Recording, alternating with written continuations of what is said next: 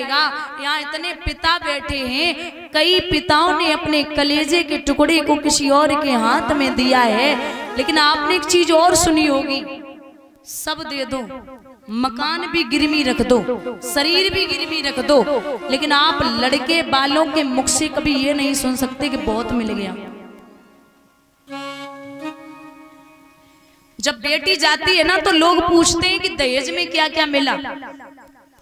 एक बड़ा समझदार लड़का जवाब देता है कि एक भाई ने अपनी बहन दे दी, एक बहन ने अपनी हमजोली दे दी, एक पिता ने अपने कलेजे का टुकड़ा दे दिया, एक माँ ने अपनी परछाई दे दी, सहेलियों ने अपने खेलने का खिलौना दे दिया, और हमें दहेज में अब चाहिए क्या है?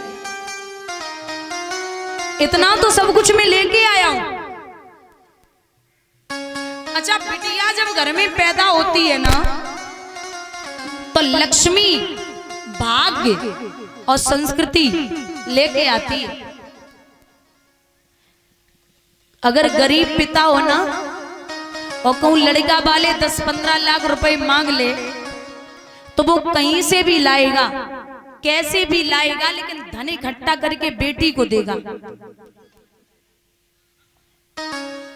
बिटिया की जब शादी होती है तो पिता 1 महीने पहले से भागेगा, दौड़ेगा, इधर से सामान लाएगा, उधर से लाएगा, लेकिन जब बेटी की वो सज धज करके बिटिया जब जयमाला पड़ती है ना तो बेटी तो बड़ी सुंदर दिखती है, लेकिन एक पिता अपने कपड़े बदलना भूल जाता है। एक पिता खुद के कपड़े बदलना भूल जाता है, उसे यही सुकून मिलता है कि मेरी बेटी लक्ष्मी की तरह दिख रही है। धन 1 महीने से इकट्ठा करेगा, लेकिन जब बिटिया विदा होती है ना तो कोने में गिर पड़ता है और कहता है भैया अब हमसे 2-4 दिन बात मत करना, क्योंकि लक्ष्मी गई वो तो गई, मेरे हाथों और पैरों को तोड़ के चली गई। एक चीज देखी होगी, जब बेटी विदा होती है ना तो रिश्तेदार, हितकारी, व्यवहारी जो भी होते वो कहते भैया अब हम भी चल रहे, हमें बड़ा काम है।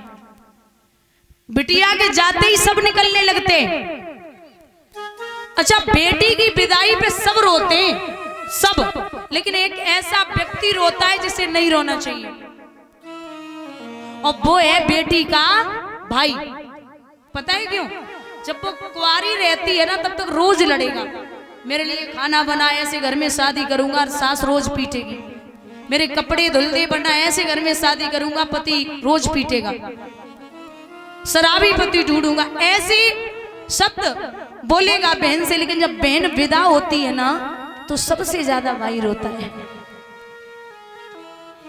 एक व्यक्ति भाई से पूछता है कि तू ये बता, जब तक ये कुंवारी थी तब तक तू रोज मारता, रोज पीटता, रोज लड़ाई करता, लेकिन आज ये जा रही है तो तू क्यों रो रहा है? तो भाई हिचकी लेके जवाब देता है कि वीरन, जितनी बार लड़ाऊ ना मैं अपनी तरफ से ही लड़ाऊ, और घर आने में अगर जरा भी लेट हो गया, इसने 50 फोन कर दिए कि काम मर रहा है या नहीं रहा।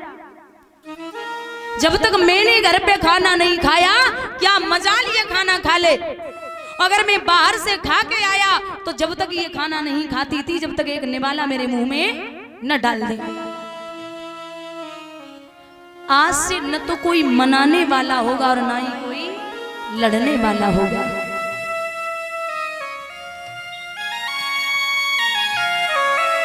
हर माँ बाप चाहते हैं कि बिटिया सुखी रहे,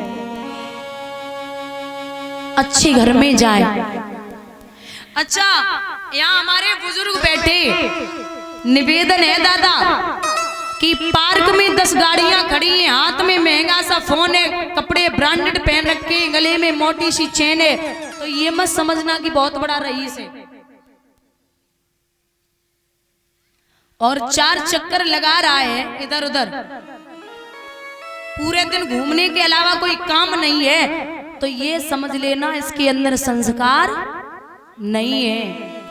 खूब पैसे वाला हो, अगर दिन रात घूमने का काम है, अब ये नहीं कह रहे कि नेता लोगों की बात कर रहे हो, ऐसा नहीं है।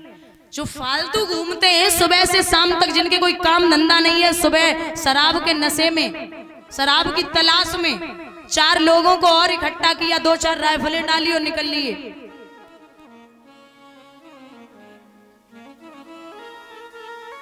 तो वो वहां संस्कार नहीं है। और मैंने रोज में समझा रही हूं कि बच्चे को कार अगर मांगे वो तो कार न देना चलेगा, लेकिन अगर संस्कार नहीं दिए तो जीवन बर्बाद हो जाएगा। लड़का जरूरी नहीं कि दिखने में बहुत सुंदर हो, बस ऐसा होना चाहिए कि 100 लोगों में अगर बैठा है तो पता चले